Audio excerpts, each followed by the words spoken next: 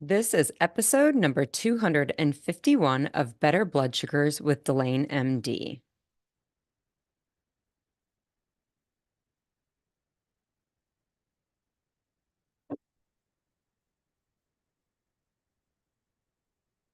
Hey there, and welcome to the podcast.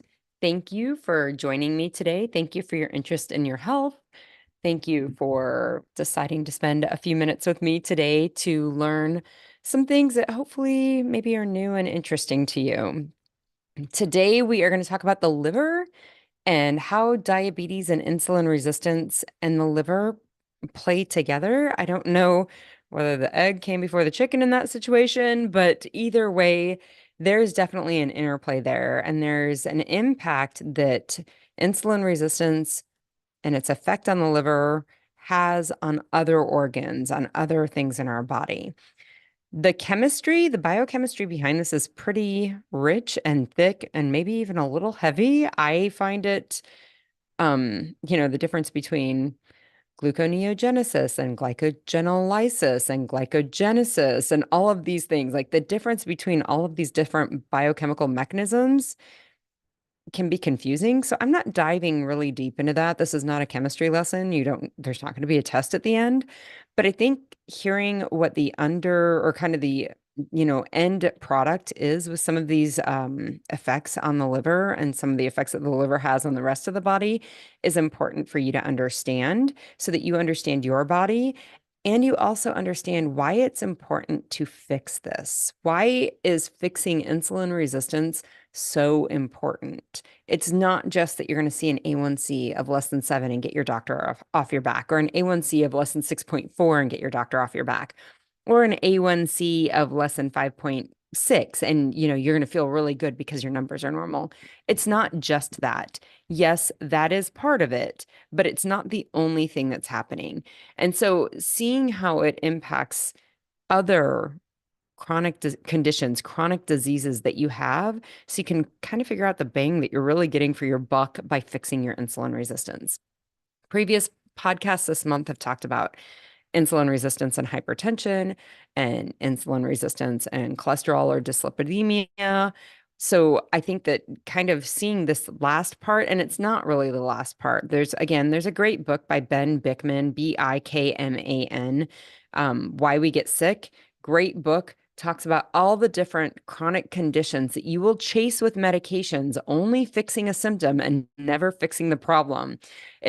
This book specifically talks about all of the different conditions that insulin is really the root cause of and how fixing that part is going to improve all sorts of different aspects of your health. So we're going to talk about that today. We're not going to dive real deep into it. It's going to be a real brief discussion, I feel. So prep yourself for that. I hope that it will be a brief discussion and I don't ramble on and on and on, but I hope that you get some new information and I hope you find it helpful. And I hope you really do see the importance of fixing this part of your health, this insulin function within your body.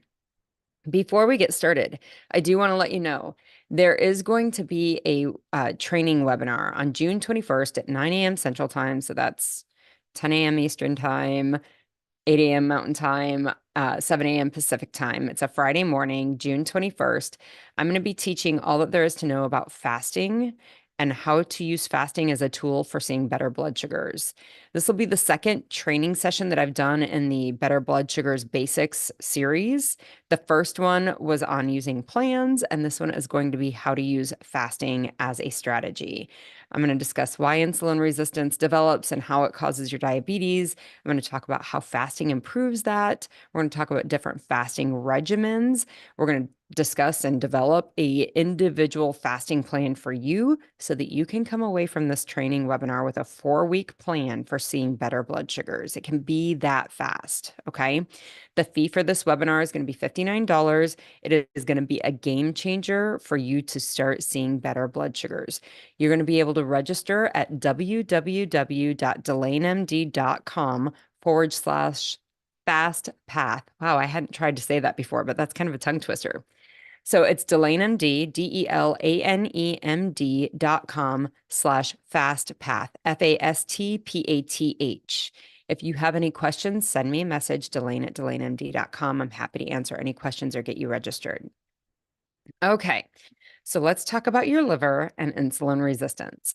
Last week, we talked about dyslipidemia, and dyslipidemia or high cholesterol does occur because of the impact that insulin resistance has on your liver. What will happen invariably is your liver will not process cholesterol appropriately. It will overemphasize, over-exaggerate, I don't know, overproduce the cholesterol, the LDL, the fats in our bloodstream that tend to be associated with heart disease and cerebrovascular, so strokes and heart attacks. Okay, so your liver will preferentially produce too much of the fat that creates heart disease and stroke. Okay, it's a liver issue that's causing that.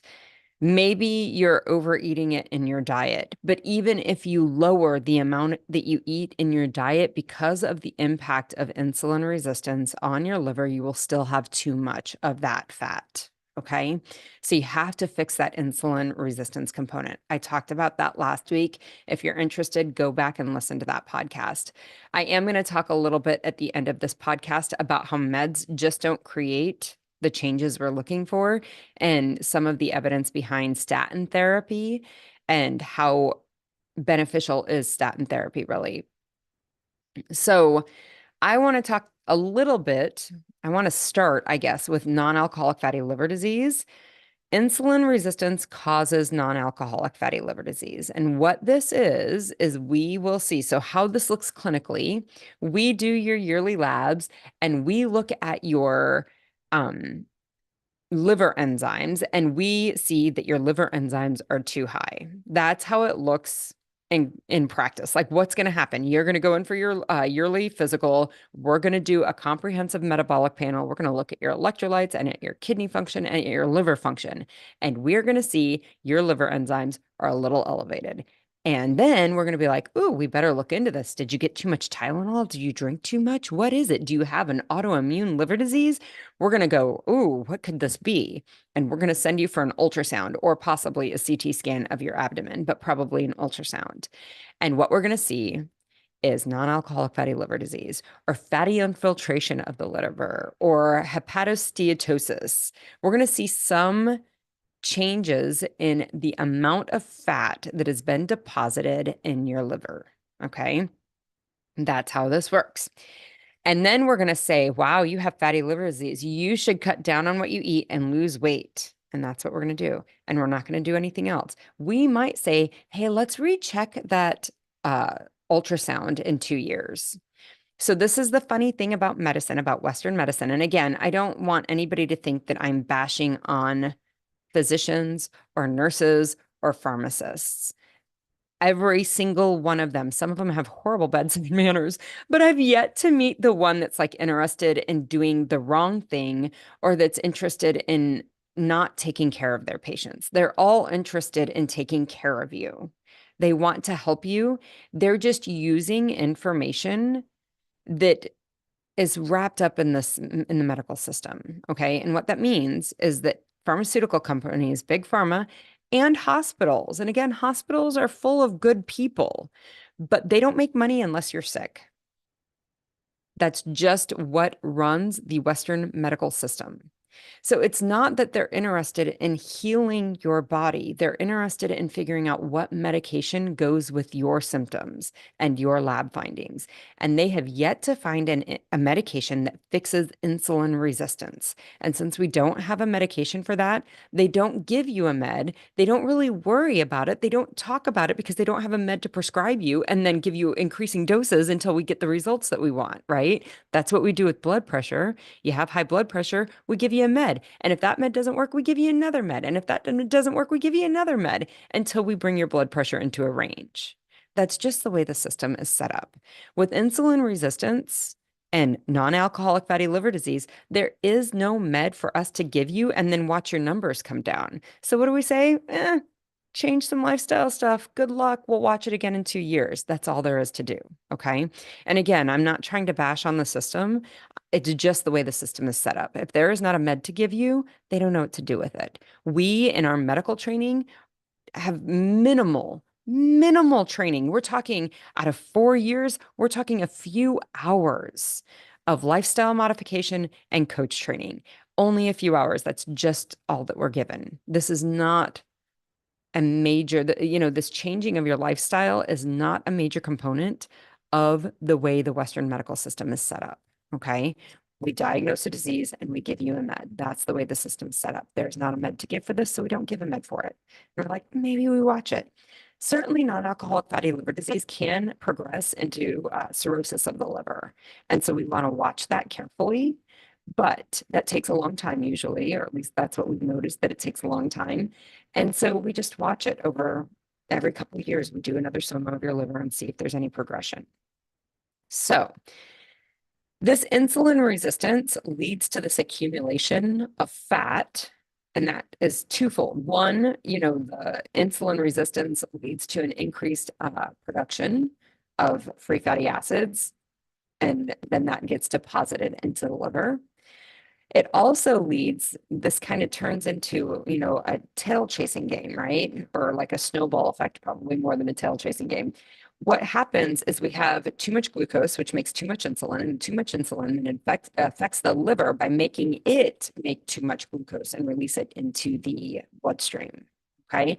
It causes the liver to kind of dysfunction, to malfunction, misfire.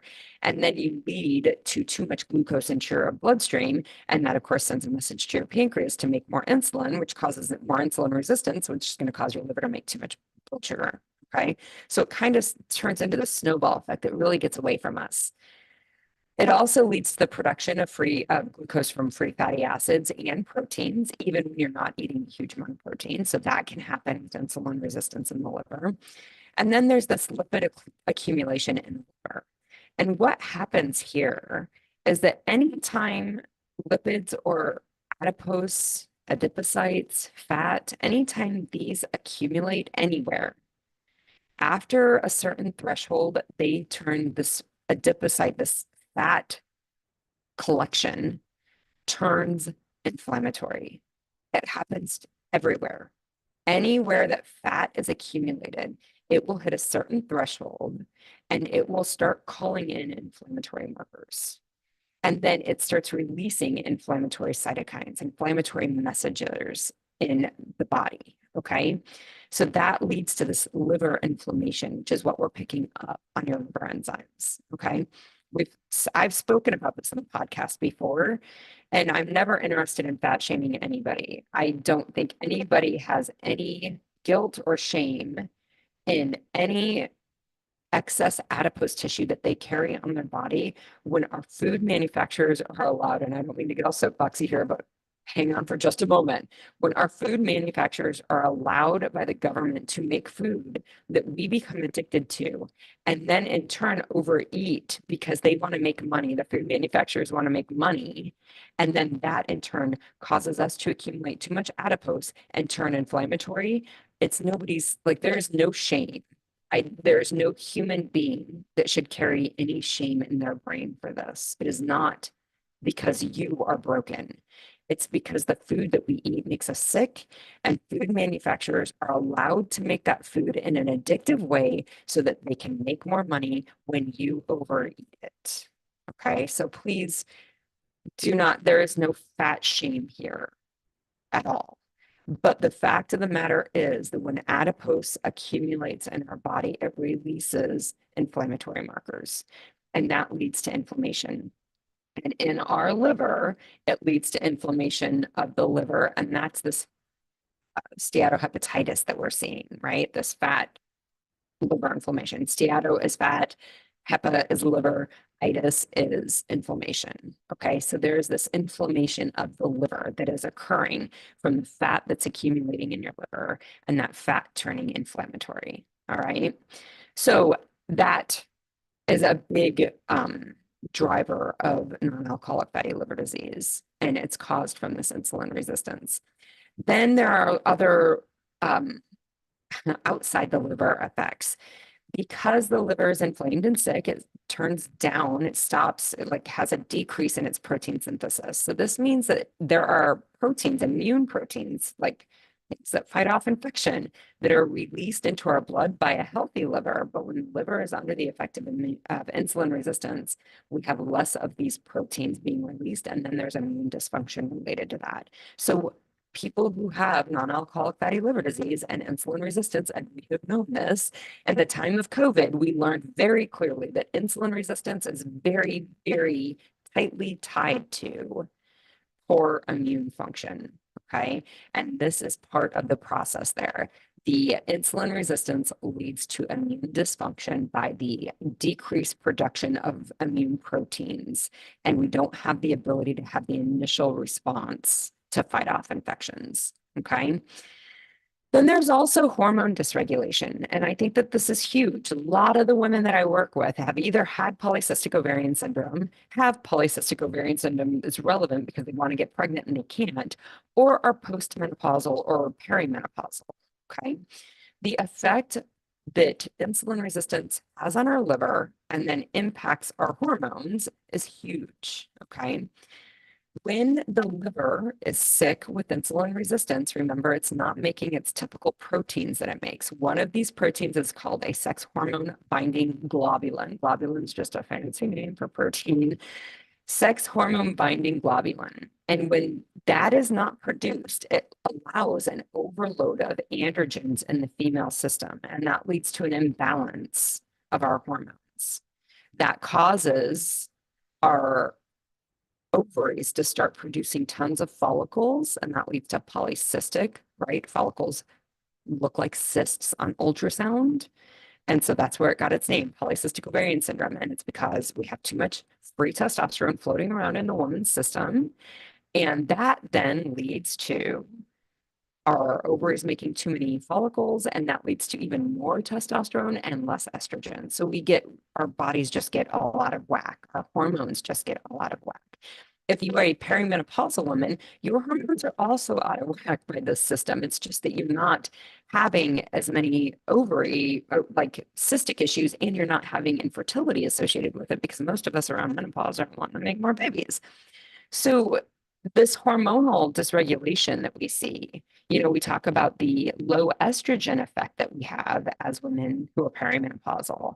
A lot of it is because we have this overarching testosterone signal going on. So that's one way. I always want to point out that there is the way that the liver moves free fatty acids through it. The sick liver does this differently. And then there's changes in glucose metabolism, both glycogenesis and glycolysis and gluconeogenesis that happens. And this change in that glucose metabolism also adds for men, for our male counterparts, adds to testosterone deficiency. Okay, so their testosterone isn't produced appropriately, their receptors don't sense it appropriately, and we have this effectively low testosterone effect. In addition, when there is extra, again, adipocytes, right, like the negative impact of the overaccumulation of fat cells on our body. Societally, we call this being fat. I hate that term. I think it's excess it's excess, energy that we've stored on our body in the form of adipocytes. Okay. So when we have extra adipose tissue, which is fat tissue, what ends up happening is that the adipose tissue makes a hormone called leptin. Leptin's supposed to tell your brain that we have fat, right? Like fat is here. We're in the house. You don't need to eat more. You don't need to go and hunt and gather anymore. But we've talked about this in the past on the podcast. When we have too much leptin in our system, our brain stops listening to it. It becomes leptin resistant, the same way that we become insulin resistant. And in fact, if you have insulin resistance, you should assume that you also have leptin resistance. Okay. But in men, when we have too much leptin being produced, like the overproduction of leptin actually turns down the testosterone production at the testicle level. Okay.